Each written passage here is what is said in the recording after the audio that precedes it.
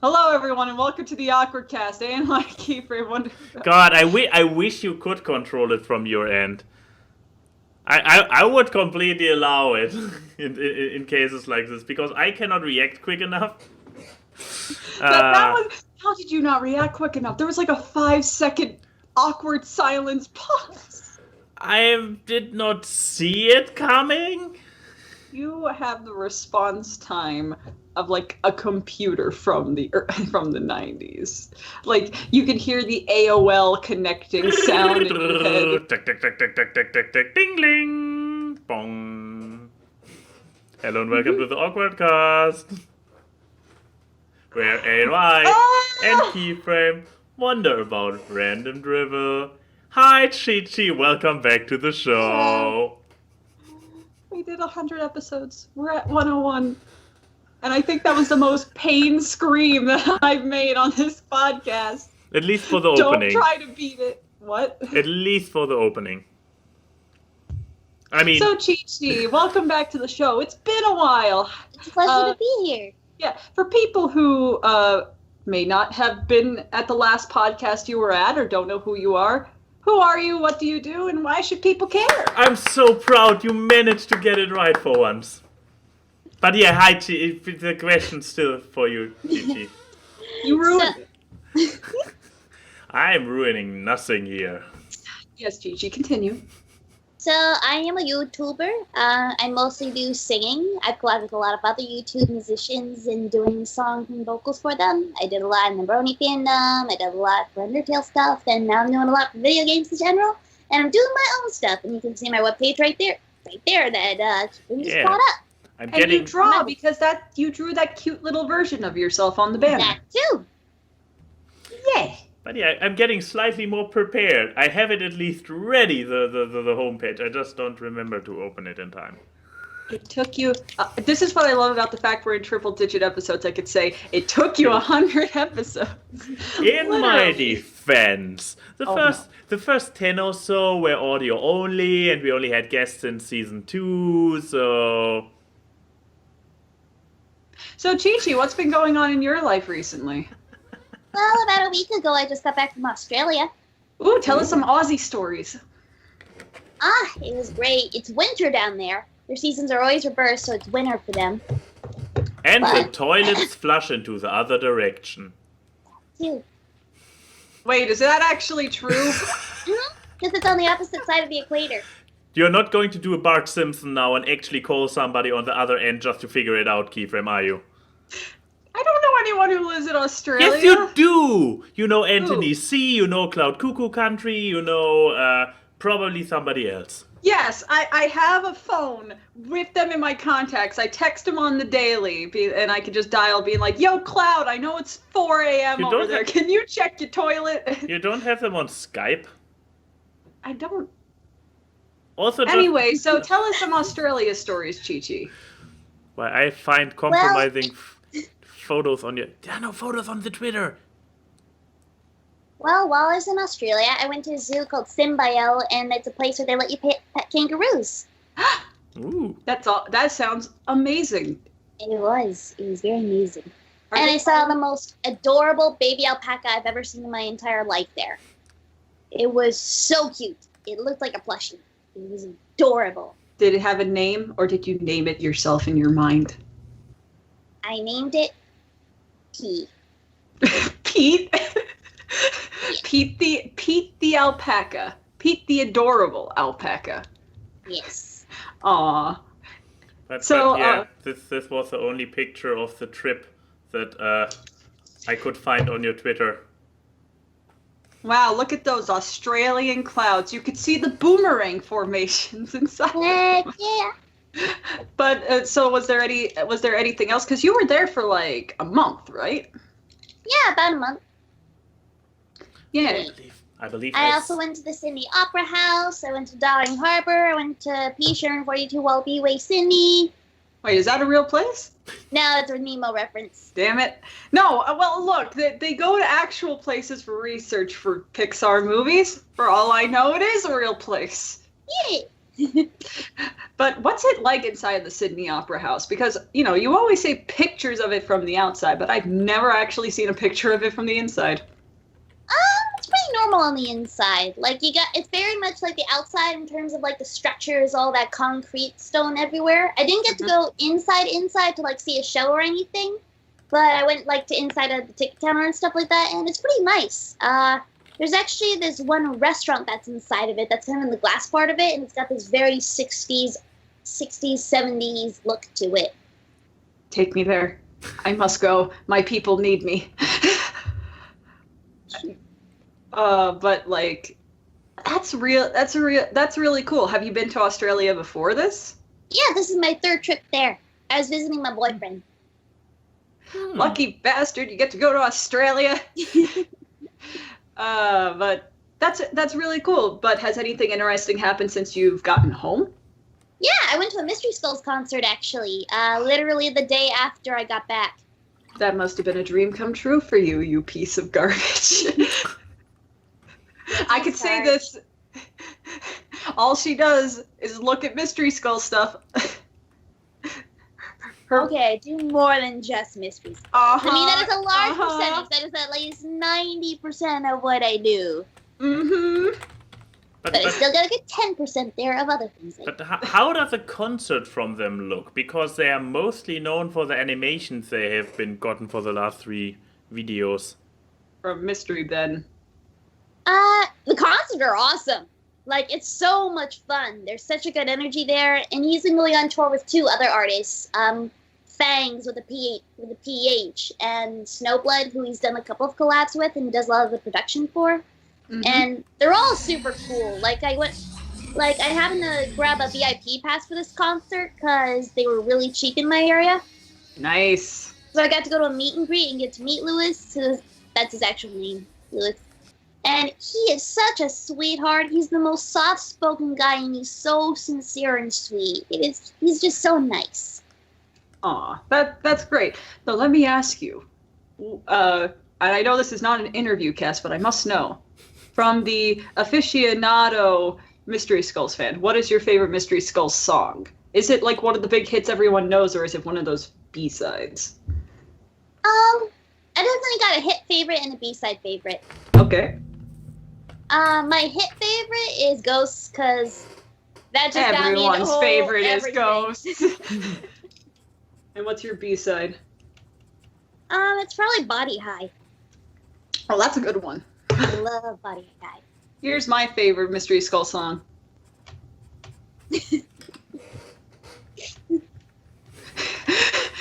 But yeah, so if that's all the stuff that's been going on in the life of Chi-Chi, the Aussie renegade. Mm-hmm. Max, has anything interesting happened to you? Because my life was boring this week. Actually, yes, I had some fun adventures. I believe I already shared them somewhere with somebody, but hey, I haven't shared them here yet. So, Tuesday, on my way back home from work, actually with a little bit of time pressure because I was a little bit stuck a little bit longer at work than I had intended, and I had the final episode of the Gaming Entitled Terraria Achievement Hunters with Yuri, at least. Still not all done. Don't mention him. I won't mention the groom. 50%. Anything, I won't mention the groom. Every second person who actually touched their copy of Terraria has the groom achievement without trying.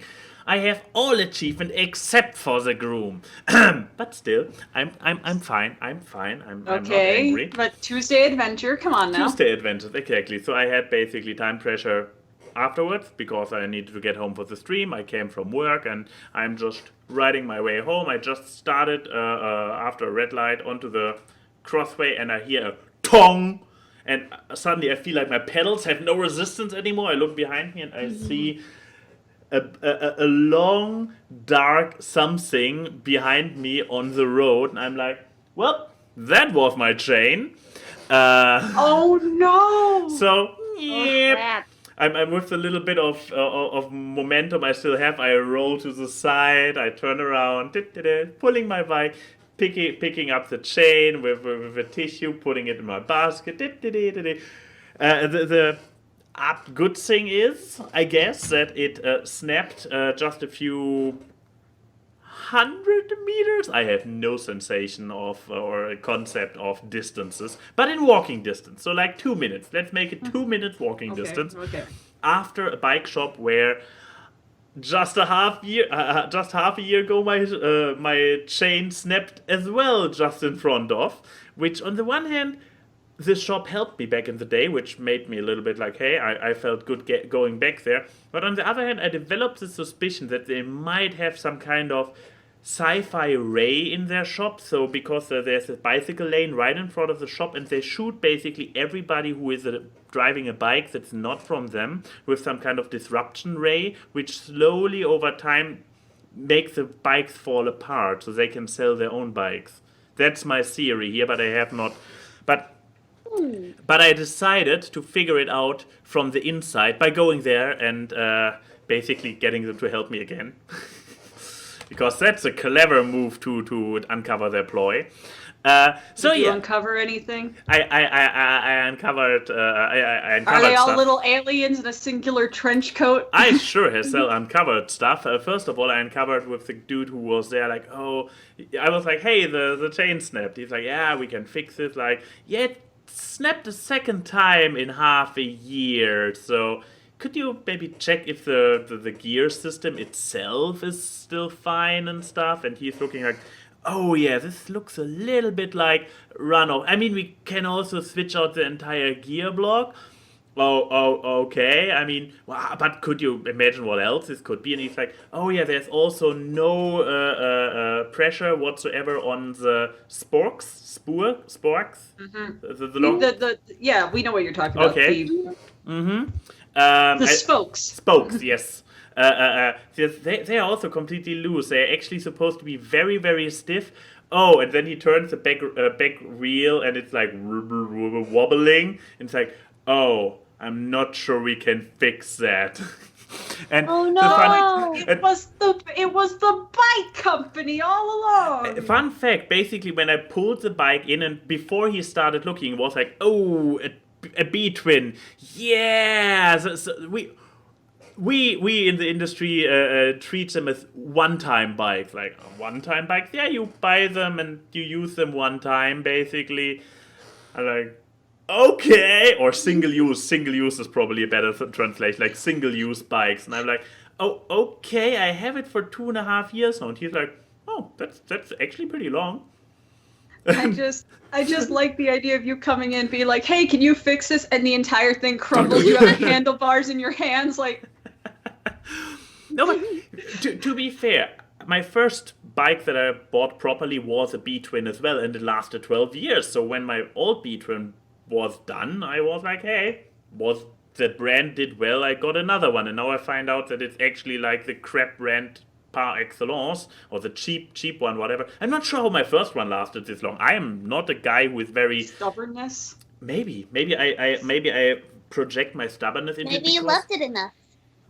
Yeah, but I'm also maybe it's a love, but it's a rough love because I don't treat it particularly. I'm not the guy who's like always taking care and cleaning it and oiling it. No, I'm like, you can do this, buddy. Let's run over all those cobblestones. Oh yeah, we can do it. Lightning and crap thunder. Exactly. This is my treatment of my bike, which is also one of the many reasons why I'm by law not allowed to have children, and also I'm also only allowed to sit my nieces and nephews when there is at least regular police coming by. No, I'm kidding. Anyways.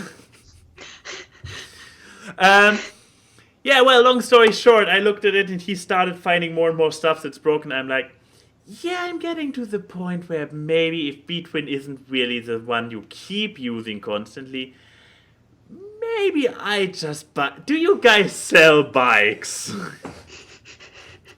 So the problem, but yeah, this is a story. This is a story all about how I got a new bike to drive home. I don't know. So Cool.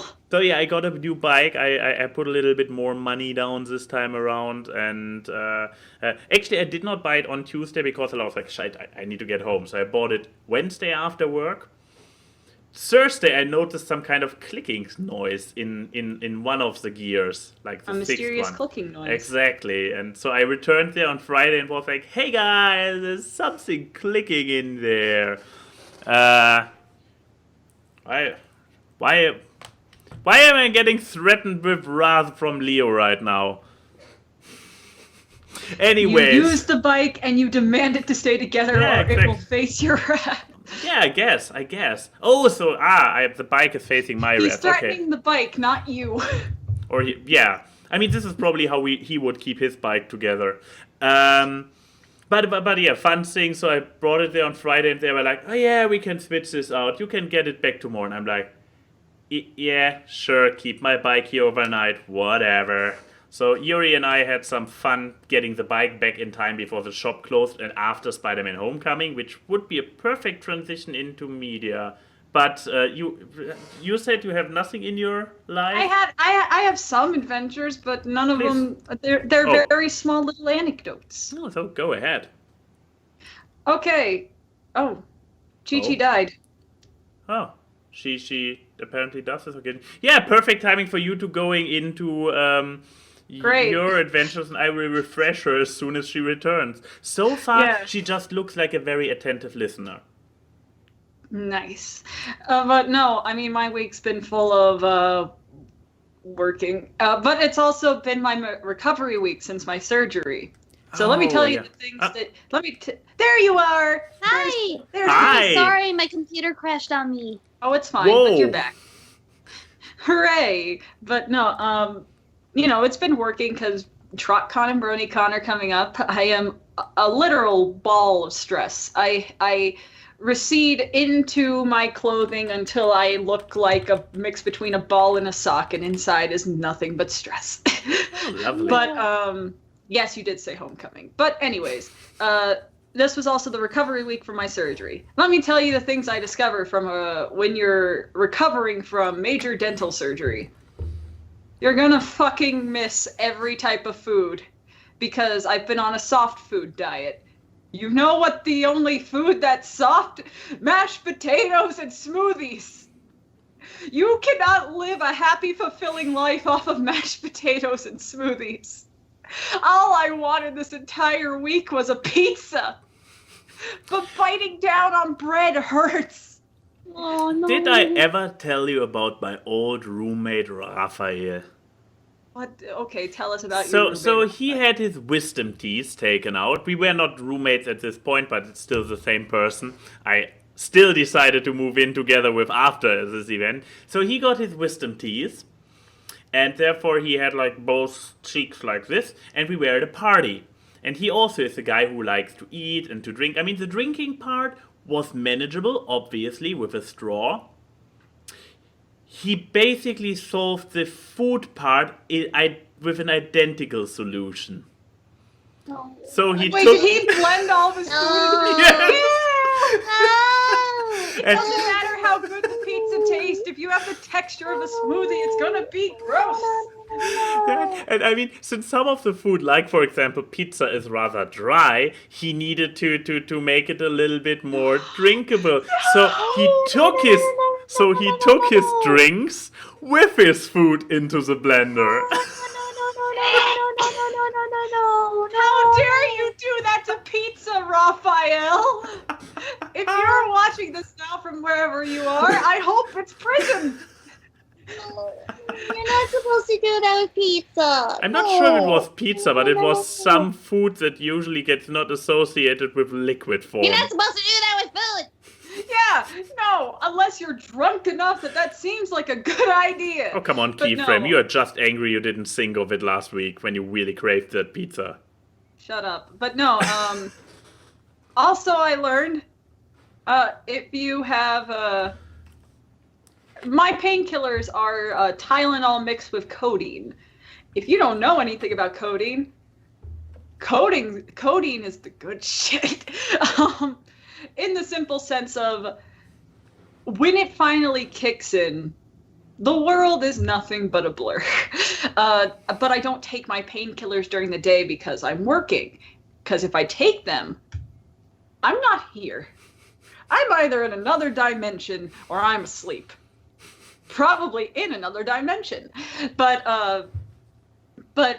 no, I also discovered that if you take painkillers, other medications don't work. I'll let you guys do the math. But what other medication do I take? Yeah, this week's been fun. But like, yeah, mood stabilizers don't work with codeine, apparently. I didn't know this. But no, besides that, the other fun things that I discovered is there is such thing as alcoholic ginger beer. I'm never going back. It is the one beer in the USA I like, and it's fantastic. And what's also fantastic is everyone in this house hates it. So nobody steals it. Yeah, I had Brett take a sip of it, and he's like, "Oh, this is disgusting. It just tastes like I'm drinking ginger."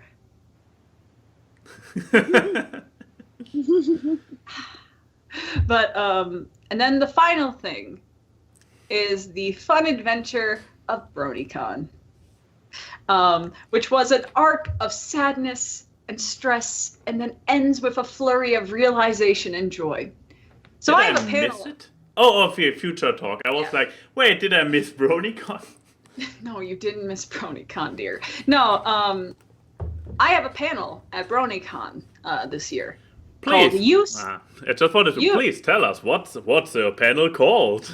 Yes, let me tell you. A lot of my friends got their panels denied. I got mine. You know what the name is? You suck, and why that's okay. They accepted it.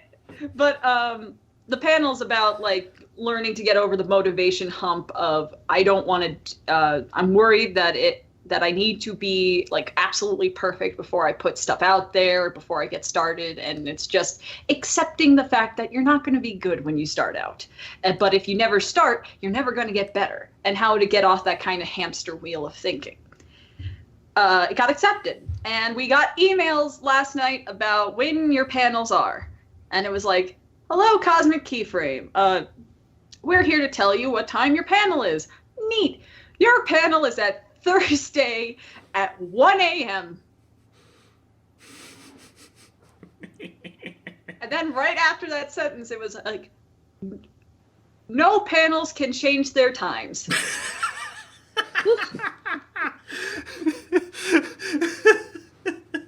So I went to my BronyCon chat with all the people and being like, maybe with a name like You Suck, they didn't read further and just assumed it's an NSFW panel, and that's why they put it. No, the thing is, it says general audiences. At 1 a.m. At 1 a.m., I'm not allowed to curse at my own panel. But no, so I went to my BronyCon chat and said, like, hey, this is the time for the panel. If you guys don't want to come, it's okay. I understand the time is crazy. And I was like messaging back. I was like, I'm going to be so fucking stressed out. It's like, because my brain automatically associates that if it's at 1 a.m., it would be after me vending. Because I'm vending all 4 days of the convention too. But then, after all this, after hearing my friends complain about it and trying to make it about themselves, I had a realization. It's at Thursday at 1 a.m. Basically Wednesday night. So after pre-registration. I am the real opening ceremonies of BronyCon. I am the god that welcomes you. It's before I'm vending. So I am like, one, none of my friends have excuses. You're all coming to my damn panel. Are you sure about that part? Why? Are you not coming to my panel? No, I assume that they are like Thursday as in the convention day Thursday. No. It's like literally the Thursday from the calendar, but at 1 a.m. in the very early beginning. Yes, that's when panels start. Because I automatically... Because if it was at 1 a.m., it would be Friday at 1 a.m. I know, but if it is a convention day Thursday, who lasts until after midnight... No, it is literally 1 a.m. on Thursday. Okay. After after midnight on Wednesday. If you are 100% sure, that's A-okay. Yes. Even better. Yes. Okay. I am the true opening ceremonies of BronyCon. I am God. It'll literally be me walking into that panel room to the people who somehow decided this was a good idea to spend their 1 a.m. Be like, hey guys, welcome to the last BronyCon. Are you ready to have fun? Let me tell you why you suck and why that's okay. And I never had a jump between absolutely sad and stressed to overjoyed happiness in such a short span of time. Because I was just because the thing is, I was with Kichi and we were talking about it and she was like, Key, let me see that time.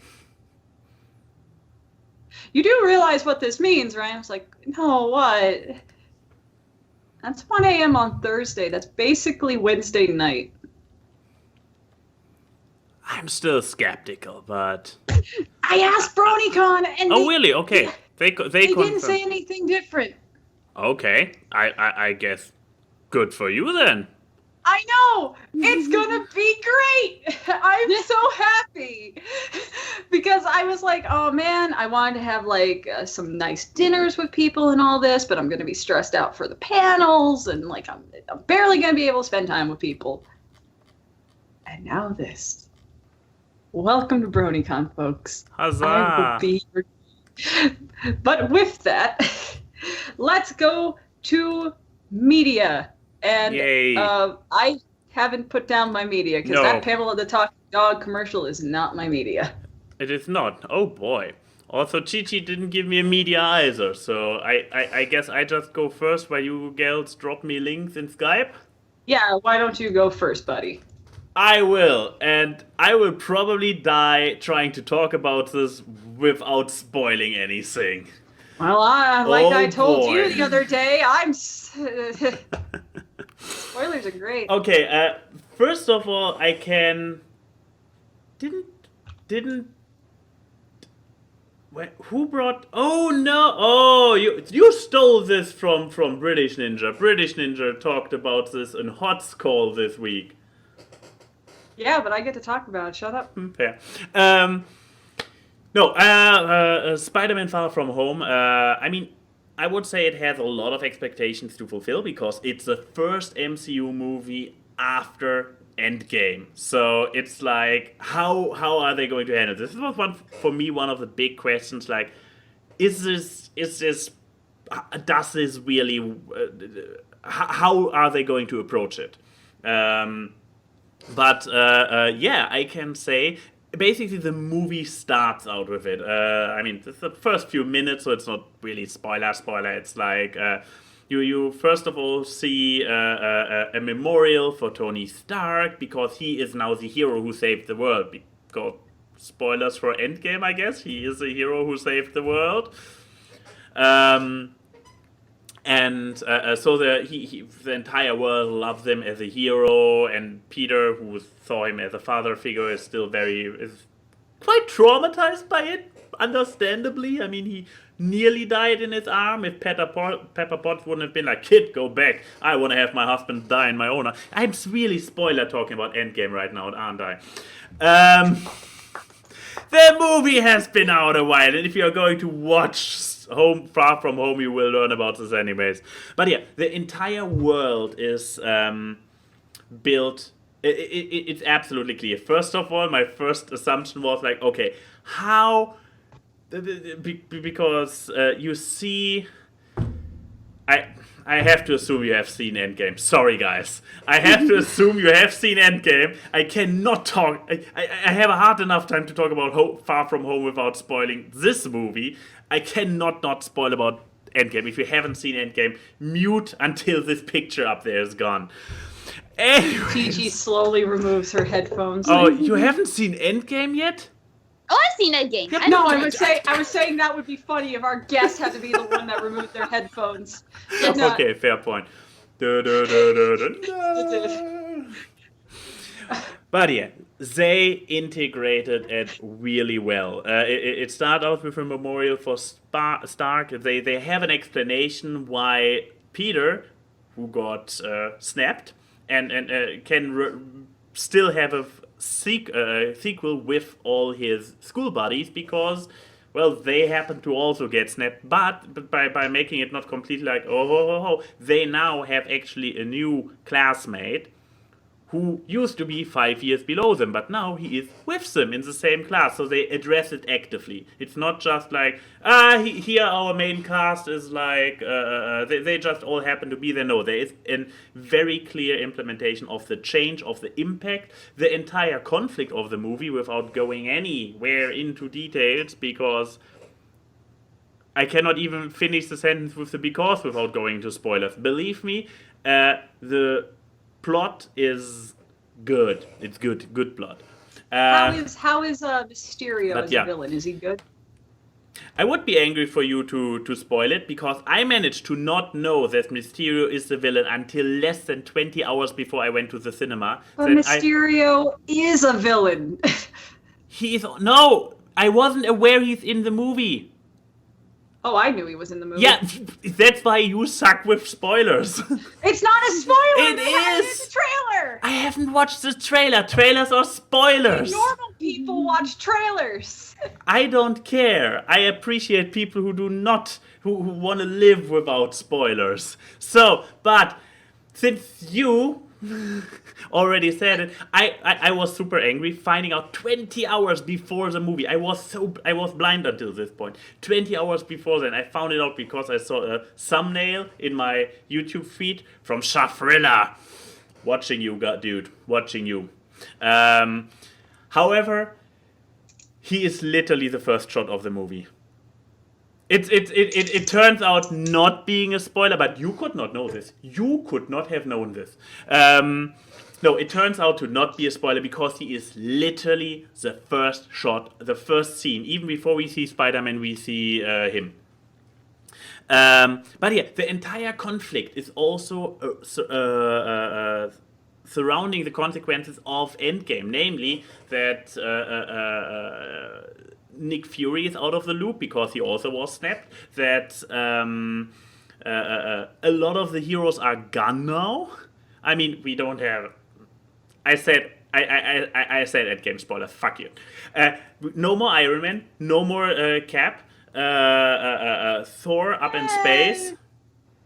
Well, there is a Cap. Falcon is the new Captain America. It's kind of true, yeah. But apparently he has not officially taken up the mantle yet. So, yeah. In this movie, the point is void, a lot of the OGs are not there. Exactly. The void created by Endgame plus the events from Endgame, all this is integral for the plot of this movie. It's not just something they bring up, it's really part. You feel that this is a post-Endgame universe this movie takes place in.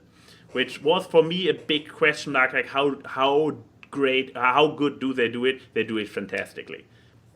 They really this is a continuity. I personally loved small niches that in the beginning just random characters talk about the situation. It's like, we are in a new phase now. What is the plan? We are not sure ourselves. And I'm like, I see what you're doing there, Marvel. We are now in phase 4 and everybody's wondering what's happening. Quirky. No, but I appreciated that they are self-aware and they are like, hey, audience, we understand phase 4. That was originally where there were only 3 phases. It's cool. Stay cool. Enjoy the cool movie we're having for you. And yeah, I saw it with Yuri, and some comments he also made were like, hey, watching this movie, the CGI has become so great in the action scenes that he was like, whoa, he was blown away by the choreography they did within the CGI. He was like, hey, back in the previous Spider-Man movies, he was always a little bit more on the punch thing, and now he does really the entire web stuff. And it looks so good that you don't get, the immersion doesn't get broken. And during the movie, when there was like a really epic action fight scene, and then when the moment came where it stopped you, it was like he literally, the only person in the entire cinema to sit next to me and was like clapping, and I'm like, okay. I mean, it also is a huge plus that they got a real acrobat to be Spider-Man. Tom Holland is just the perfect boy. He can sing, he can dance, he can attack with web. He is great. But yeah, beyond that, I cannot really say much without giving stuff away about the plot, except that once again, it's a true sequel to Endgame, and it's I heard many people declaring it the best Spider-Man live-action movie. Spider-Man movie is Spider-Verse. Fight me! Yeah, that's the thing. You will probably not find a lot of people who are going to fight you about it. However, but as much, you will probably find very few people fighting you on the follow-up sentence. And Far From Home is the second best. It's pretty amazing. I'm gonna say this. Watch it. I mean, you probably need to be knowing the MCU, because otherwise a lot of stuff will go over your head, or you will be like, huh? I mean, Homecoming is a movie that you could see without much knowledge. Yeah. This one, you need homework. Yes, you do. But Leo only finds it okay. But yeah. So I guess I'm handing over to. Also, fuck you, spoiler people. I now know what happens in the mid-credit scene, and I hate you. Oh yeah, okay. Mid-credit scene. Boom. Just not saying more. Yeah, and spoiler people. And like, holy shit. Need to see more movies now. This is a cliffhanger done right. But now onwards to this. Onwards to this. I found. How much of this can I play? Thanks to a recommendation from British Ninja and stuff, I saw this animated short called Bluehilda, which is an indie animated short with a collaboration from Titmouse, who's a very big animation studio, done Motor City and stuff. And oh my god, I love it. It is so silly. It is cute. A lot of it reminds me of, this is a great one. Like, the transformation animations. This character is like the genie became a 10-year-old girl, but without much of the pop culture reference. A lot of it resonates, a lot of like 90s, early 2000s animation, but with like a proper 2010s budget. And can I just appreciate that Bluehilda's a 10-year-old girl that actually looks like a 10-year-old girl? Because a lot of I just think that a lot of people from the internet do not know how to draw children. This is why jailbait is a thing. I'm just saying, a lot of people are still shocked Shantae is 16. But potentially not anymore. Don't make excuses. But no, the basic what? Studio Gig, not Studio Gig. Trigger. Studio Trigger animated the opening. This is really brutal. But yeah, I guess enough of the live footage. But no, like Bluehilda, the basic premise is they've tried to revive this really powerful species of witch, but instead of using the wart of the witch, they used a blueberry. So instead of a Boohilda, it's a Bluehilda, who's this adorable little witch girl, and the plot of the short is they meet these witch hunters, which are called the Unbearables, and they're all based on like a grizzly bear, a panda, and a polar bear, and she pisses them off by calling them furries. Really? Yeah, yes, we are not furries. Furries!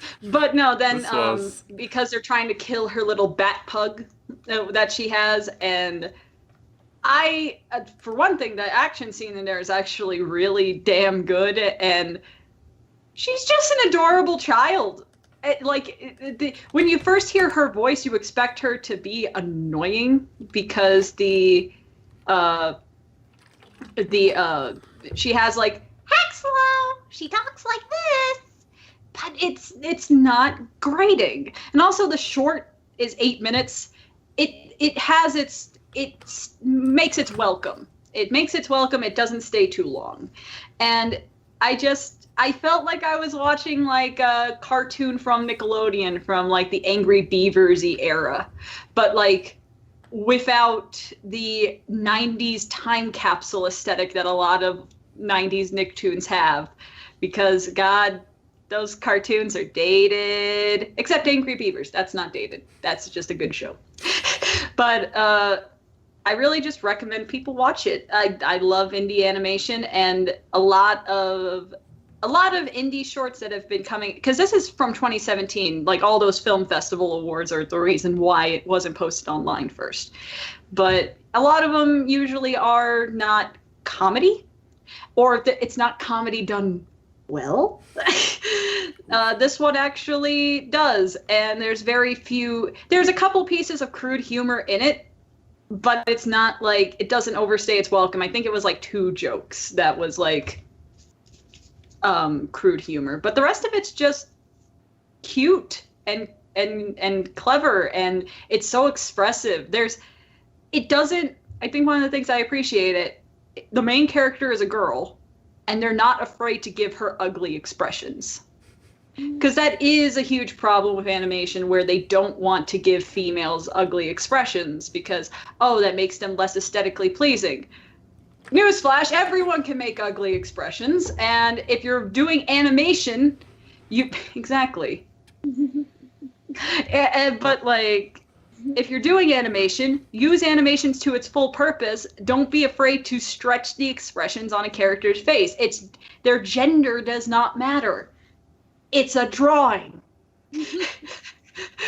And I really recommend people watch it. And I think like the best way I could say is, if you like classic tunes, and if you like stuff like Lupin the Third, this person is a huge Lupin the Third fan, which was almost going to be my media because I watched a lot of that this week, which is so fucking good.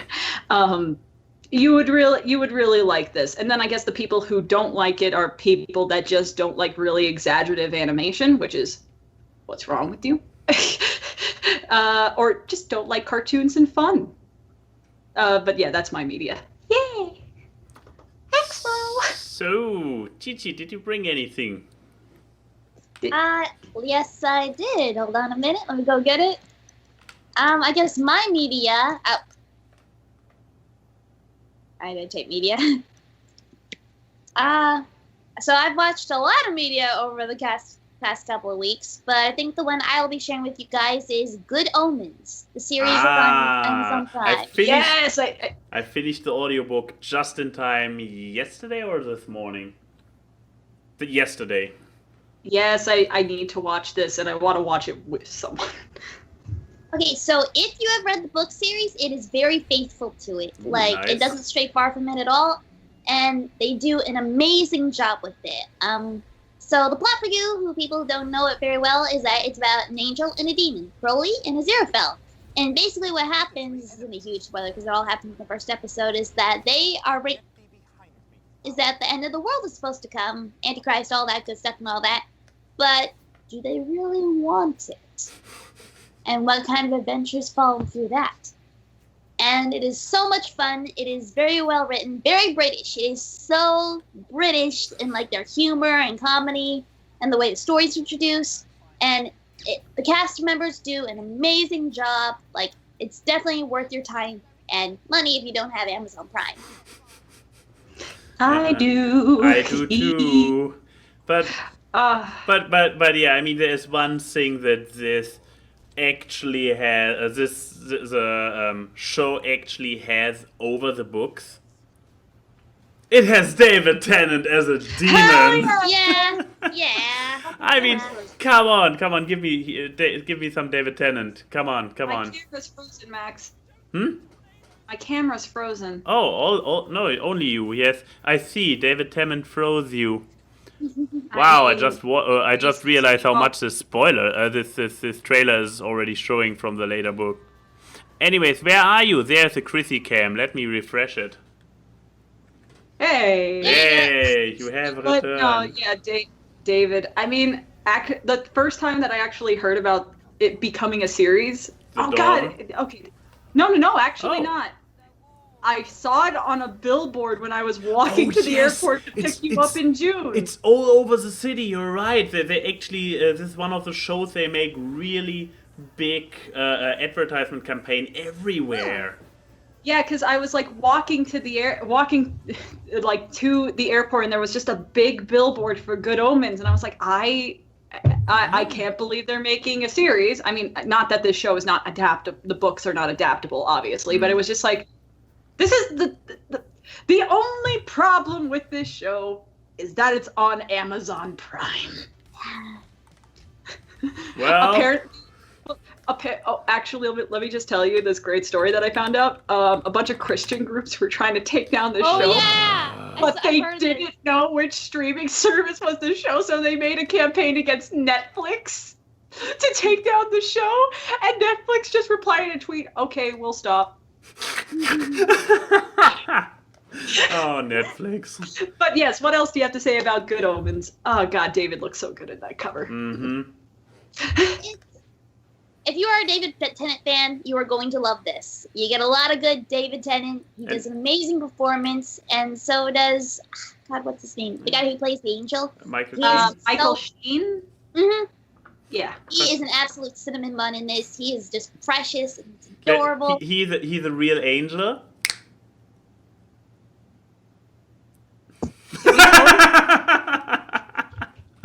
Great job, Max. You broke it.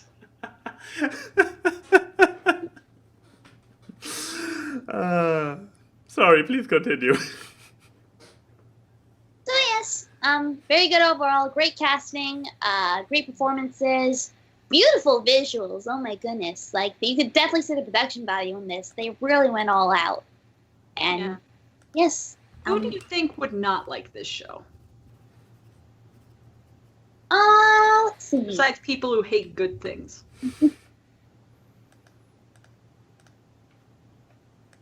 If you're not into fantasy, it's definitely not for you. I assume, I just want to say, if you're a very sensitive Christian who cannot take any humor, you're probably not also not enjoying it. I heard that the petition the Christians had was, I also read this beautiful tweet that Neil Graham, one of the two authors, actually retweeted. It was like, I watched the first 5 minutes of your movie and I stopped because you dared to give God a female voice. And he was like, okay. Very, very unimpressed. But yeah, like 5 minutes in, God has a female voice. Oh, you flipped the table. Yeah, I mean, you guys need to know Christianity is suppressed, especially in the US. Hey, you're frozen again. Oh, you're frozen in real Skype as well. Okay. My camera's being weird, man. Okay, fair. So I guess now, hi, welcome to AWKWARDCast 101, where you're going to have a lot of good Chrissy reaction pictures. But no, yeah, I've really got to watch this. I can't wait to watch it. You're going to have a lot of fun. Hey, Irish Princess, if you only have Hulu, good news. You can watch Final Space. Yes, new episode is out. We must watch it. But, yeah, so I guess if that's all, we need to get to the part where the fans have some interaction. Were there any questions on Twitter? Nope. Twitter was, at least when the show started, a complete and utter wasteland without any questions. But this is why we have the Discord. It's true. Okay. So, since we were talking about shows and movies today, Sniffles asks, what? Which trailer... It's Odie, but I'm always going to call him by the new name he puts himself on Skype every week. Discord. Sniffle? Well, okay, anyways. Sniffles. Whatever. Which trailer or similar pre-airing publicity has done the worst job at making you interested for a movie, series, or video game? Which thing has terrible fucking marketing? I usually find that the films with the worst marketing are usually films that I like the most. Because let's face it, a lot of Disney films don't know how to market their movies right, at least with like the first trailer, and then they get progressively better. Yeah, let me think. I'm looking at all the posters I have in my room and being like, what was something that didn't have good marketing? I mean, the opposite is usually easier, saying something, wow, it looked super great in the trailer, but the end product was shit. Oh yeah, that would be That's so fucking a lot of easier. movies. Yeah, that would be so much easier. But okay, something. What was the question like? A bad representation or a misrepresentation? that did the worst job at making you interested. Less interested, make you not making you interested. God, all the stuff I like had good marketing. At least posters in my room. Maybe it did work after all. Maybe you never figured out what you got distracted from and turned out to be good after all. I mean, I have a recent example, but then people could probably argue, of course I like it. It was like it was the initial trailers for the new Scooby-Doo show that's on the Boomerang streaming service, which I thought, like, of course I was like, it looks good, but the concept is very stupid because it's basically just a bunch of guest stars and the choices are so random. You have Sherlock Holmes, Wonder Woman, and Urkel. And like, I heard the first episode was like a basketball player, and I was like, this looks like it's gonna be shit, and it's actually really funny. I hate, but you don't know. That's just my trash taste, or it was actually just bad marketing. But I guess besides that, I know that there was a movie recently that did it. Oh, okay. I actually know. The initial marketing for Hotel Transylvania I thought was really, really bad, and then the movie was fan-fucking-tastic. Because they were treating it like an animated movie in like the worst way possible, of like just showing the goofy scenes and like a Drac taking the human character. I'm gonna call him Kevin. Taking Kevin into the broom closet, and they like took lines from other scenes and overdubbed them with scenes which I do not get why they do, and overdubbed them and other stuff. And I was like, this looks like a typical Sony animated movie, but then it was like really fucking good, and I was just genuinely surprised. So I guess that's my example. Still thinking. I have so many examples. Let's buy the old man more time. I guess, I don't know if this is really fair, because there was a series of Flash games, and it was mostly because I had never heard of them before, but apparently they kind of became like a household name. Are any of you familiar with the Rusty Lake Flash games? Yeah! Doesn't ring a bell? They're like these puzzle games that have like, when I was in Australia, I played them all. It was like in an 8-hour period where I just did nothing but those games. Mm-hmm. And they were really cool, and apparently they'd been around for a long time, but I never knew about them because no one I knew talked about them. Maybe because some of them were pretty old still, but it was just like, I guess that's the best example of something I could think of at this exact instance. Okay, well there should be a question that's like, what's a fandom that made you think the property was going to be shit, but then you genuinely like it? It's like, oh no. Why do you have such a garbage fandom? But come on, Max, you have to have an example. Though it must be really hard for someone who hates watching trailers. No, I mean, only for stuff where I'm excited about and expect that there is stuff to spoil. I mean, there are also occasionally movies and stuff where I'm like, hey, for example, I saw a trailer for...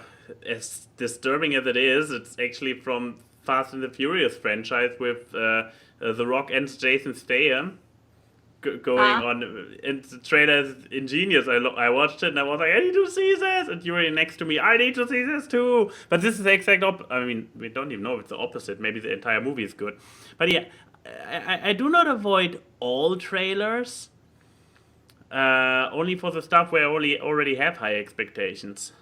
I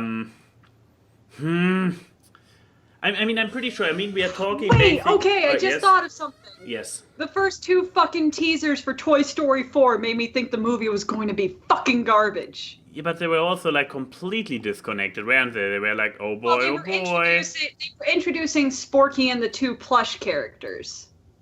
Oh yeah, that's an like example. That's definitely an example. Oh yeah, because like while I love Key and Peele, God, they weren't going to make me think this movie was going to be as the movie actually was. Going through Netflix also doesn't help. I see stuff where I'm like, oh yeah, I recall being excited when Insatiable has a terrible trailer. Oh, that's a good point. And there we have a good example. Like, it's not really reflecting the tone of the show well.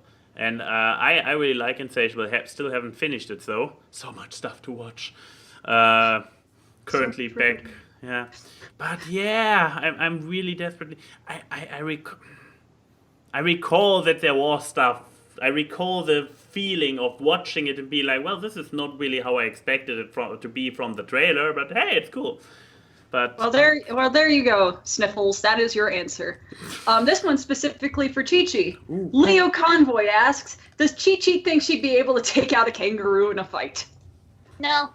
Oh. Dude, those guys are friggin' jacked. Have you seen them? Have you seen like their chests and their arms? Hold on, I gotta get a picture for you guys to put up. I have seen, yes, well, I have seen the classic that is Kangaroo Jack, and or the animated sequel of Kangaroo Jack that has a dream sequence where Kangaroo Jack sings Mama's Gonna Knock You Out while beating someone up in a boxing ring.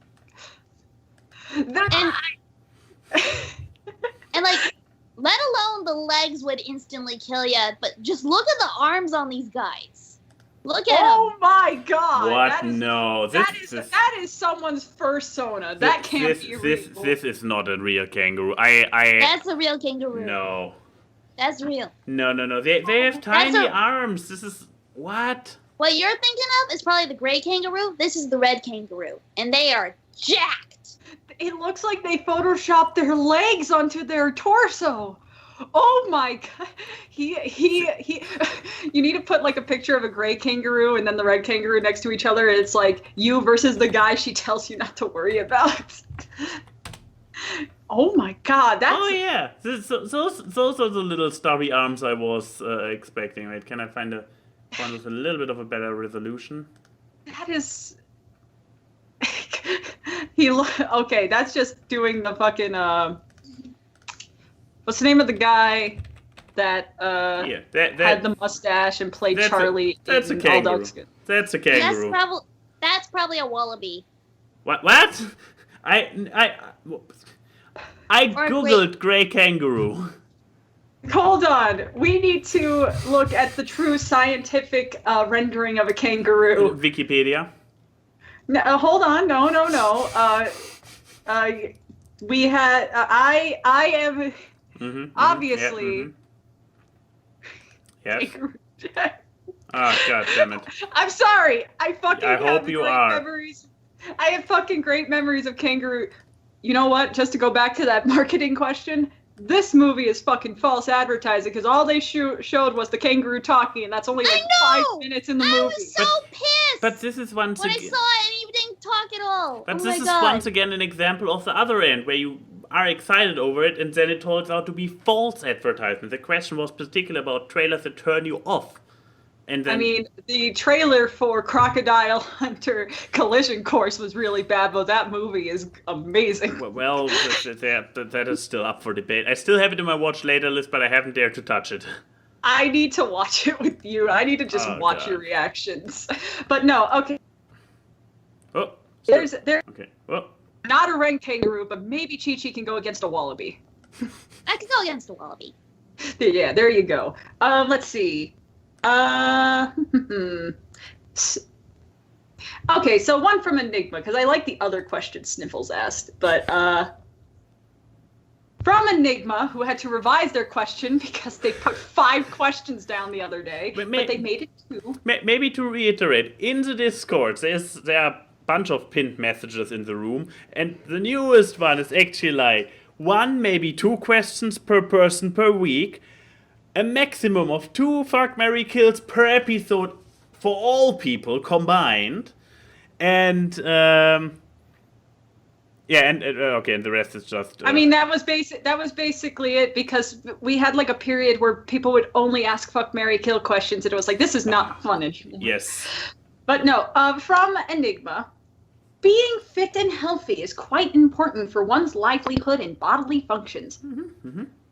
Who are some of your favorite fit people on the planet? If you can't answer this question, then what are your 3 favorite muscles in your body based on function and how to exercise it? I'm gonna reword that last part of what do you think is like the most good-looking part of your body when it comes to like physical fitness? This sounds like a cop-out for what Enigma tried to put on you, but sure. I'm just saying, but favorite fit people on this planet, that fucking soccer player that I've been seeing around, she is goals. She's awesome. She's awesome. She's goals, and she can hold up 2 women. Also, let's go Let around. me switch bodies with her. Yeah, so should we go in circles and everybody gets 3, but so it gets more difficult? Yeah, but besides that, Chris Pratt. You already had 1. This is exactly not going in circles. I just said I'm saying female and male. Male body fitness, Chris Pratt. Female, the soccer player. Well. Okay. Well, one is goals and one is just Okay, Chi-Chi. Oh God. Let's see. Person that comes to mind, John Cena. Whoa, this is a taste. How can you tell that he's fit? You can't see him. Have you seen his soul? You can see. That's why he's invisible, so you can see his soul. Wait, since when is John Cena invisible? Because he says you can't see me. Ah, okay. I sorry for fucking up that joke. My ignorance ruined it. Good job. What about you, Max? I mean, guy. Since apparently we only do one guy, one girl. I have Tom Holland. I mean, he's good. Yeah, he's definitely fit. And he's not just buff fit like many of the He's MCU lean guys. fit. Yes, he's lean fit. So that live goals. I'm already too old. No. I mean, it becomes increasingly difficult. I know it becomes increasingly difficult, but in theory, yes, I probably could, but I'm actually developing a little bit of life.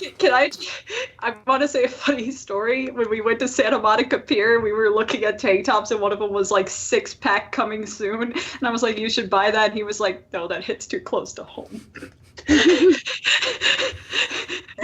I'm just saying that was funny. But no, okay, so Tom Holland for your guy. I recall actually seeing pictures of female athletes in the past where I was like, wow. But I did not remember them because they even made some. I cannot even recall the disciplines they were in. I'm feeling horrible for it, but they were like. First of all, they could kick my ass, not just in their discipline, but also in real life. Not except outside of the sport field. They could just kick your ass in general. Exactly, and I was like a red kangaroo, they can kick your ass. But I cannot even Google them. Bad that I couldn't remember the soccer player's name. Yeah, I could not even Google them because I don't know their names, but. It was either some light athletic, whatever you call with the jumpings and shit, and a gymnast. Gymnast. Yeah, let's go with that. Gymnast and or a swimmer. Those have the best bodies. You got to exercise every muscle group for that. And just to say for that second part of the question of what on your own bod. I would have to say God, I hate the fact that I'm cut off so much. I would have to say my arms because because of all my muscle groups, this is the one that's shown the most difference because I used to just have dry spaghetti arms. But now I could actually flex and you could see muscle groups and I'm like, hell yeah! Hell yeah! And I guess besides that, my legs. But I've always been able to kick someone's ass with my legs. I can crush head like sparrow's egg between thighs. What about Chi-Chi? What about your physical fitness? Your strongest aspect is your smile. How do you Pray exercise? for so many people at this tomorrow. How do you exercise? How you do the Joker? Probably my calves. It's probably like my most. That is the best position. Oh my god, the background And it blur blurs. thing is blurring But my It censored my leg because these legs are too hot. I just want to say I'm personally thankful for it because we know that. Oh, stop it! Don't get my blip suspended because my Twitch because Twitch is apparently like, oh no, all those people with their foot fetishes. So yeah, I'm very thankful this got blurred. Watch the feet. So just keep the feet off screen. You get me suspended. You get me suspended. Stop it, girl. I'm wearing pants, I swear. Okay, but yeah. So for you, it's your legs. Yes. My calves at least. I have a dream of a world in which I can go out to a beach and people look at it and are like, that are some apps. It will never happen. Well, okay, but what do you have currently that you like? Well, the question was, what's my favorite muscle and how do you work it out? I like the abs and I work them out by sit-ups. I wish I had abs. I could feel Yes. them, but they're just hidden behind a layer of smooth. Oh no, my layer of smooth had grown. I could feel them better in the past. I have. I can't stand when you complain because I'm just like. But then again, my apparently my legs are. I will not. Well, maybe will I? But I have. Come on. I have on long legs. Woo! But apparently, yeah, the daily biking actually works, and also my chest is doing well. At least something. Hooray! But thank you, Enigma. That was a unique question. Yeah. Let's see.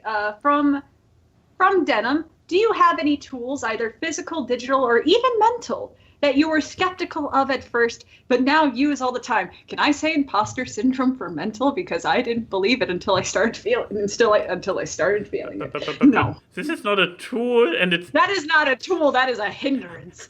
No, but my actual answer.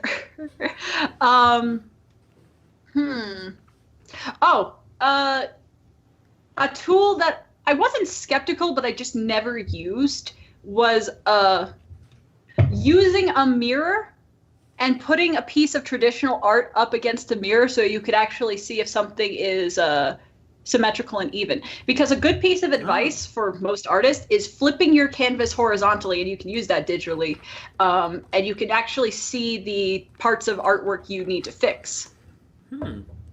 Because you can actually tell what is an artist's dominant hand by seeing which position they actually draw characters in most often. You can see that I tend to draw characters with their right side facing like a right side because I am right-handed, but I've seen many left-handed people draw them from the other side. But yeah, that's my tool in the sense of a technique. What about you, Chi-Chi? For those of you who are writing school papers, Paper Pile has been such a good extension for me. It piles all your sources. It helps you with citing them.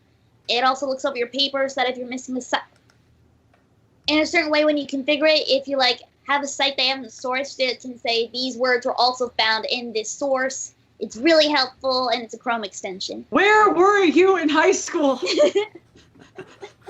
Fucking MLA formatting is the worst thing ever. And don't get me started. Don't get me started. You could tell when I'm friends with a guest. But what about you, Maximilian? First of all, I also want to give out the question to anybody watching. So, stuff. For every question we have. Exactly. But reminding you guys that the question also to you in the live chat as well as on YouTube goes out as well. Like a tool, physically, digital, or mental, that you were skeptical first, but then we're like, hey, that's a shit. In my case, it might have been not that much that I was skeptical about it in general, but I was a little bit hesitant, like how much I would enjoy it. A basket for my bike. I know. However, especially in the summer. So in the summer, I like to drive fast, and I'm as people can attest, especially thanks to this show, I have a tendency to what's a eloquent term again? Sweat, whatever. I forgot it. Transpirate. Transpirieren in German. Perspirate. So I have a tendency to perspirate. So yeah, I already, the first thing when I arrive at work after my bike trip is like under the shower, because this is something that cannot stand. No, but yeah, especially during the summer. So in the winter, it's like I have to wear a jacket and anything anyways, because otherwise I would just be sick at the end of my trip. But in summer, it's like the warmer it gets, the lighter and the lighter I get dressed on the bike, to the point where the sun is really, really burning down, and it's like the options, like so far I was limited to two options: having a shirt or something that I can open up, or not, and having my backpack still on, or keeping my backpack on but taking the shirt off and sweating into the backpack. Oh, I'm just imagining tan lines, just backpack-shaped tan lines. That on top of it, that risk as well. I never had them, but because I usually kept a t-shirt on, because I was like, I don't want to sweat completely into my bag, because I cannot just put my bag into the washing machine. And then it came. A basket. The basket. I mean, so you put the backpack in the basket? Yes. And it was like, I bought it newly, and first of all, backpack in the bathroom, like, oh, good example. And then it was like, I was riding home for the first time with it, and I'm like, I still need to buy groceries. And I don't need to hold back, because I have a basket! That's awesome, dude. That is actually a great answer to the question. Yay! I did not fail completely for once. We have a lot of good questions this episode. I'm actually proud of our fans, because I kind of want to answer all the questions we got, because they're really good. So, long Q&A segment today. I'm sorry. So, from Beagle Chimera Individual. My favorite question asker. Boy. What was a moment, recent or not, where you just straight up forgot how to adult? Basically, when was a time you either just did something an adult wouldn't normally do, and it'd be more expected of a child? Oh, I got a good answer for this one. Oh, go ahead. So what happened yesterday? I had to go downtown to buy a new charger because my old one for my computer busted. So I was looking for parking. And naturally what you do is that you go into a parking garage. I was about to go into a parking garage, but it was closed, was the thing. So the door was shut down. And I was on this busy street in the middle of downtown. So I basically was like, oh no, what do I do? I was basically stuck for a couple of minutes just sitting there right in the middle between a busy street and this parking garage door that was not open. So what I had to do was that I had to shimmy my way between the walking part where people are walking and the garage and try to get myself just ever so slightly maneuvered so I could turn myself around and then drive back out onto the street. Just imagine you going, the entire time. I mean, you're not wrong. Oh, God. I'm trying. What about you, Max? When did you forget how to adult? Can I reverse answer the question? When did I actually act as an adult? I mean, let's go through my last week. Yesterday, I stayed up until late at night playing a video game to get all those achievements. Very adult. There may be a reason this person asked that question today. This happened before, right after I went to a comic book movie. What else did I do this week that is totally and typically adult? We binge watched a lot of an animated show about a Disney princess. That is also true. I do all the adult stuff. Okay, what is a time that you acted like an adult then? I'm not even sure if it were counts because I pay my taxes. Well, not that actively. I mean, I could actually... In Germany, you don't have to fill out the tax form unless you are self-employed. And since I'm not self-employed, I don't do it. Even so, objectively, it's stupid because I could still get money out of it. But yeah, I avoid this adult task, like, period. You buy your groceries? I did not find time to do this yesterday between cinema and streaming until late at night. Max! But the good news is I still found something to eat today. Thank you. I found one remaining fish fillet in my freezer. You are a person who never grew past freshman year of college, I swear. But no, okay, I have an example that is... I have two examples, and one of them is bad because it caused harm to another person, or another person's belongings. I forgot to use a cutting board once in Max's house. Oh, yeah. I mean, then again, you already did adult because you played with knives. Wait, is this adult or not?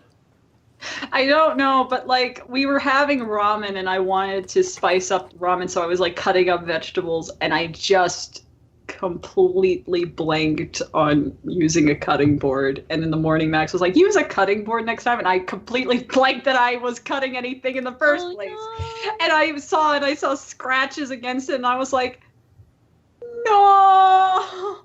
And I mean, it didn't help because I was like having an emotional breakdown over cut marks in the countertop until Max was like, "It's okay, just don't get upset." And I'm like, "I'm sorry." So I would count that as not. I would count that as, and this was right before. Was this before you had to go to work or something? So you were like, there, it's okay. So like a child, when I made a mistake, I cried.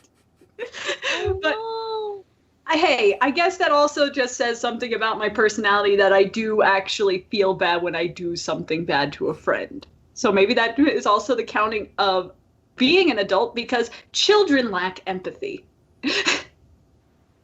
Well, I mean, it's a biological thing, especially when you reach like adolescence. These hormones that you have to register empathy, sympathy, and guilt are the lowest that they ever are when you grow. But yeah, the other time I didn't act like an adult, I had money. My spending habits are another good example, but please. I mean, I have many examples with my spending habits. I did spend like $30 on a custom Lucio top because I just like Lucio and my friends judge me. I did use like one of my last $10 once to buy a giant duck plushie because I thought it was cute. I don't know if you would count that as an adult because I have disposable income to do that. I mean, you got a lot of duck for the money. You can't say things like that because those are perfect send-offs for the show and we haven't gotten to fuck, marry, kill, so shut up. Okay, so from Sniffles, again, everyone has long days once in a while, but what about long nights? What is the longest all-nighter you've ever pulled off, and why did you make such a bad choice? Ooh, I recall mine. Okay, what's yours? Then again, I had two. Wait. Oh, the first one would actually have been also a great answer to the previous question. Okay. So, back in the day, once again, pointing out how old I am, when World of Warcraft came out vanilla for the first time, you know, what now gets pushed back on the market, like, how World of Warcraft Classic for those kids? I was there when this was real. And, well, I got a 10-day pass from a friend who bought the game, and the thing was like, hey, you can play for 10 days for free, and then you can either decide if you buy it and keep your character or not. And obviously, since I only had 10 days, I needed to make the best out of it. How long did you stay up? So we had a family trip for the next day, and I managed to sleep like 1 or 2 hours before getting out again for the family trip, and try to be like, I can do this. I'm awake. In my defense, I believe I was not a complete adult then. When did World of Warcraft come out? Anyways, once you give me the date, we will figure out if I was an adult or not. 2004? Shit, I was an adult. Good job, hun. I mean, can you count... I'm probably offending somebody right now, but can you count a 20-year-old as an actual adult? Yes! Yeah. No. Maybe in a legal sense, but... Anyways. I was an adult when I was 20. Probably. But then again, you had a lot of trauma to get there, so you're not the normal case. I am the exception, not the rule. What about you, Chi-Chi? What's the longest you've ever stayed up and why? You're a content creator. You have plenty of examples. Probably, I think it might have been like this past trip coming back from Australia. Because I had like a 17 hours of flying in total, but I also had like 5 hours worth of layovers, so I was up for a straight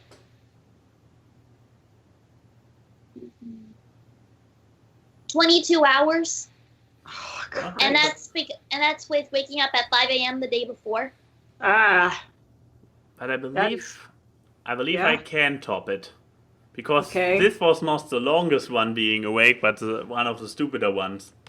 Okay. And another time was sadly also video game related. I had a exam in college. Obviously, you learn the night before, and I kept learning, and I believe I actually pulled an all-nighter. And so I came home. I drove home from it, and I was like, okay, this was also the last exam. So I was like, okay, now getting crazy. So I bought myself some drinks on the way home. It was just like noonish or something. Bought myself some drinks. Already was sleep deprived, and then streamed for the first time in my life TF2. I cannot remember anything from this stream. I believe the footage still exists somewhere. But I actually have a few hours of TF2 from before. I actually did play it for reals last year or something with guys like British Ninja and me. And you and Blissy and co. And Voice was there, I believe. Yeah. But yeah, I actually had like 2 or 3 hours already on my book from a blackout night I know. of TF2. A blackout early afternoon. Oh, God. I remember running around and just being like, oh, I have no idea what I'm doing. Because You were probably the bane of your entire team's existence. I mean, I believe the majority of my team were people from my stream who just joined me there. That doesn't mean that you weren't the bane of it. Probably. I like Odie's thing. You've been an adult since you were 15. It's funny because it's true. But okay, I have plenty of examples of idiocy when it comes to this. Because I'm an insomniac. I have terrible insomnia that I don't know why my doctors haven't given me some kind of medication regimen It's probably because of other reasons why I don't take sleeping medication. But I have 3 examples because they're all equally bad. One, I think, was actually the first time I flew to Germany. Oh. Because, like, I arrived, like, to the airport, and I was up the night before. Because I thought, hey, I'm sleeping on the plane. I usually stay up the night before flights that are long distance because then I could sleep on the plane easier. I didn't fall asleep on the plane. In fact, I think I had internet on the plane and I was texting, and I texted Max on WhatsApp being like, I'm watching this really shitty movie or something. And he was like, you're supposed to be asleep. Why aren't you sleeping? You're going to be tired as hell. And I was like, I'm not tired. And then I had a 4-hour layover in Amsterdam and I didn't sleep there. And then I finally got to Germany and it was like 7 or 8 o'clock. I don't think we went to bed till like 1 in the morning. So I think in total I must have been up for over 24 hours. Yeah, you probably win. But the thing was, I wasn't tired. When I go forward in time, I don't get tired. I've never had jet lag traveling overseas. I only have jet lag traveling back. But the other stories are when I was home, and they're both bad. One is video game related. I may or may not have stayed up for like 12 hours only playing Heroes of the Storm. And I think that day, my friends got together to play Heroes of the Storm, and I was still playing. Well, not proud of myself. And then the other example was, I think, a school thing. I think it was like my final... No, it wasn't a school thing. It was actually an art thing, and it was for this dude down here. It was your season 5 Yay and Nay artwork. Because it was an artwork that had him, Twilight, Spike, and the main 6. Ooh. The rest of the main 6. And I think I stayed up for... Because this was back in the day where I drew the picture on paper first and then inked it and colored it. So I was drawing it on paper, then doing it, and I had my potato computer that couldn't handle when I had more than like maybe 10 layers. Most of my drawings have like 100 layers because I'm terrible. I think I was up for like 13 hours, and then I sent it to him, and I was like, I hope you like it. And then we realized it wasn't formatted correctly, and I was like, just opening it, I realized because it's not 16 by 9. And I was like, oh, do you need me to fix it? And I think he knew how long I was awake, and he's like, no, still the same. Just go to bed. Oh, this is also where is it? There it is. Oh God, this artwork's old. I'm happy with a lot of it, but it is old. But like, and it's not up, so people just have to take the word for it. This one. Yeah, this one was old. You see this like, one. Oh yeah, one of the reasons I hate drawing crystals. But like, I remember the first 2 statements you had with this. 1, go to bed, and 2, why do they all look so depressing? Because I think Applejack's cutie mark is like a rotten apple core, and Rarity's cutie mark is like broken diamonds. And he was like, God, why is my alternate universe so sad? and I'm like, don't make me feel bad. I just stayed up for 13 hours drawing this for you. But yeah, so those are all my stories, and they're bad. And with that, we're going to move to our final part. Huzzah. Our favorite part. Huzzah. From the mad lad who is also a wolf. Huzzah. So I was checking out the machine category on Pornhub the other day. I mean, as one does. Of course. I don't want to know what you do on the weekends. I don't want to know what either of you do on the weekends.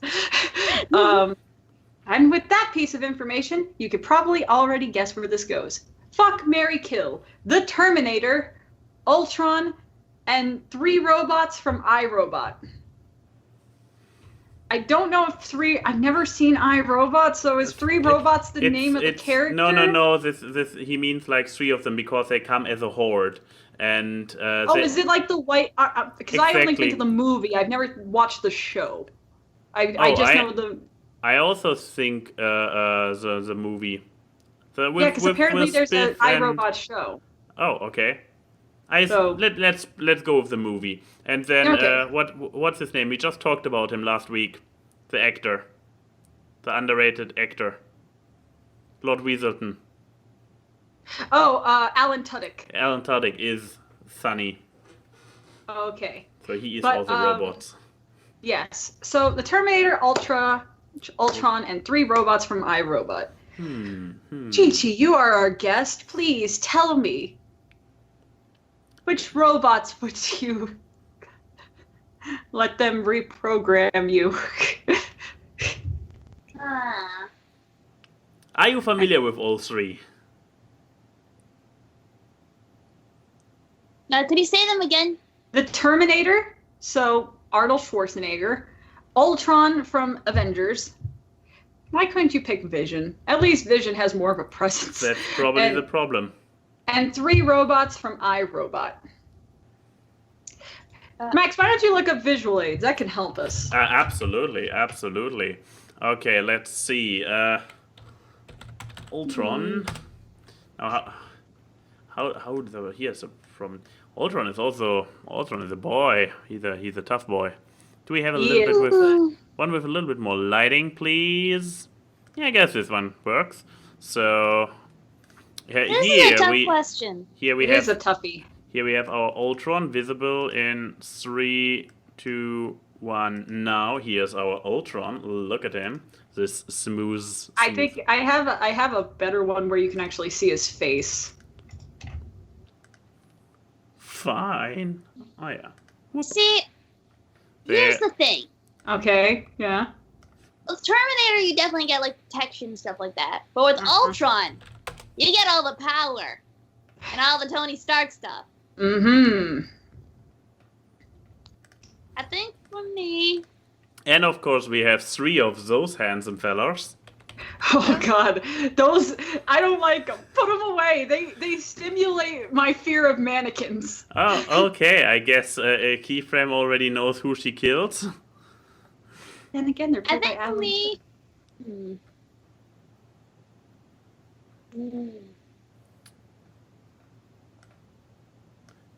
I mean, See, I'm really struggling between Terminator and Ultron right now. Those are the two. Mary or fuck? For Mary. Ah. Do you want us to move to one of us so you have more time? No, I think I got it now. Okay. Let's hear it. So my noodle is Terminator.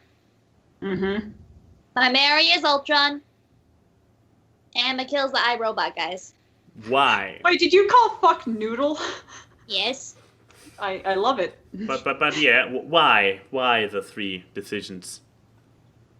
Well, for Terminator, he looks like he could be a good cuddler. Like, he can be sensitive when he needs to be. Wait, let me get a picture of Arnold Schwarzenegger from the 90s or from the 80s. From Terminator 2, at least. Oh yeah, he looks a lot better in Terminator 2. Fine, I go with Terminator 2 then. Oh my God, there's actually a picture of him smiling. This is not allowed. The T-10,000 in Terminator 2. Of course, I like the more lean boy. Oh yeah, there you go. Okay, so you would noodle Terminator 2 Terminator because he's more cuddly. That's a great explanation. So you would marry Ultron. Yeah, because, like, you get access to the whole Stark Empire, and, like, he basically takes over the world at one point, so it's like, yeah, not bad process. Someone else picks the gold digger answer! Yeah, what are you going to do now, Keyframe, huh? I have different reasonings. Okay. Okay. And then you would kill the iRobots. Yeah, they just kind of hit an uncanny valley for me. Like, I'm sure some of them have great personalities and they'd be great friends, but, like, given the choices I'm given, I'm sorry. I mean, but this is actually a fair point. We have a perfect representation of the uncanny valley. Robot enough to not be in it, so human that he's out of it again, exactly in between. Interesting. Anyways, Okay, what about you, Max? what about me, Because these Max? are all technically male choices. Yeah, I know. Okay, let's see. Um, Why are you making this the default? There. Okay, there we good. go. Um, because apparently you girls all go for Ultron anyway, so I probably should try to mix it up a little bit. Okay, okay. Here's the thing. I obviously marry the three iRobot robots. Why?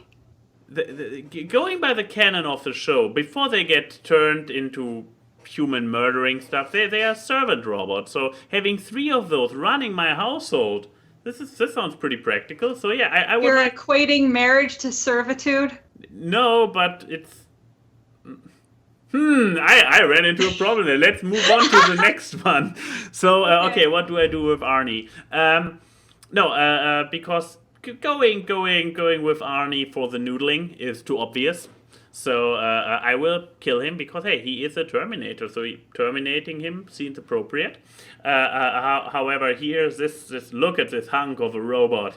Like he brings look. Arnie, we all know how Arnie looks under this flesh. It's just this very skeleton. There's nothing not too much sexy about him, but when he's just a skeleton. However, here we have the full robot, and he still is like has all the hunk. So that's the guy to take to bed and to noodle. Keyframe. Okay. Should we get the quick one out of the way? Yes, I'm gonna kill these things because fuck them. But why? Okay, terrify you. I guess that's a little Well, I mean, answer. the other thing is, unless they came up with some kind of like hard light hologram thing where it covers the exoskeleton, because if that was actually the case, I don't know if they did that in the spin-off show or something. Then sure. Because then I could just make him whatever I want. I could make him the real life Alan Tudyk if I wanted. But okay, so Ultron and Arnie. Mm-hmm. See, I would marry Ultron, but not for the Stark Empire. I would marry him because, you know, power is sexy. And, Exactly. but it's also appealing. And he is also an AI, so he does learn, so he must have some form of intelligence.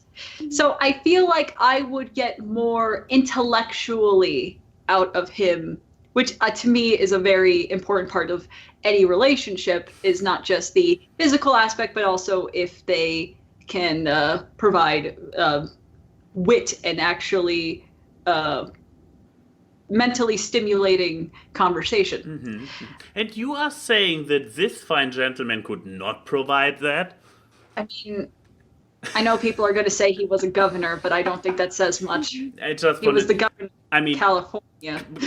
Current American top politicians are also where they are, and their intelligence is up for debate. Yeah, so. but yes, I would fuck the Terminator because, I mean, I think we can all agree him and Sarah Connor must have fucked at least once.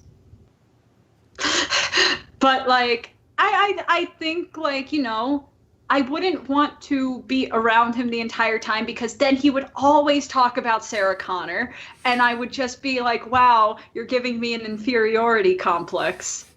And if we're going by the actor, he has a kid with his maid that he hid for 10 years, so he's not exactly a good person. But I think I would also, I mean, like, he has an accent, which is also just very appealing to me. But and yeah, I think an 80s action hero seems like a good time, a good bang. But like any action movie, it ends with a bang, and then you're kind of done. I'm so fascinated that neither of you ladies went for the absolute obvious answer. Okay, what's the absolute I mean, answer? you both decided to bone Arnie. without even acknowledging that, yeah, from this collection of him, those fellows here, and Arnie, he is literally the only one with a dong. The other Does two he don't. actually? Yes, he does, because he comes completely naked into the bar in the beginning of the movie, and you see the waitress looking him down like, wow. No, good point. He is completely equipped, while this dude isn't. We see him run around naked in the entire movie. He can make modifications. He's done it throughout the whole movie. He probably You don't could. know. You don't know. It could be like. It could be like an animal. A where it's cloaca? like where it's like in a sheath, and then you just hear, or like a goddamn transformer. I'm just saying, if Optimus Prime can have a pair of nuts, he can have a hidden penis. And yet you decided against banging him. Well, if I'm married, that means that banging is inevitable, but it's just not the main point. Not necessarily. Well, I mean, according to you, marriage is servitude for just having three people around your house. If they happen to be programmed to do it, I will not complain. Programmed to be murderous mannequin robots, so for all you know, they can clean your house, and when you're asleep, they all kill you. But at least it's in a clean house. Chi-Chi. For being around Max for this past 2 hours, how do you feel out of all of this? Is it a certain emotion? That I starts really banged for that past 5 minutes. What happened? How do you feel after all this, especially after us having to theorize the dongness of Ultron? Is it an emotion? Possibly that starts with an A. There's no place like home. Wow. A and Y and Key say hi to the people in the chat. The memes are seen on this live stream as they talk about random grabs. Time for awkward guests. It's the awkward. Random guests and funny gags on the awkward guests. Hard work and analysis, which you do not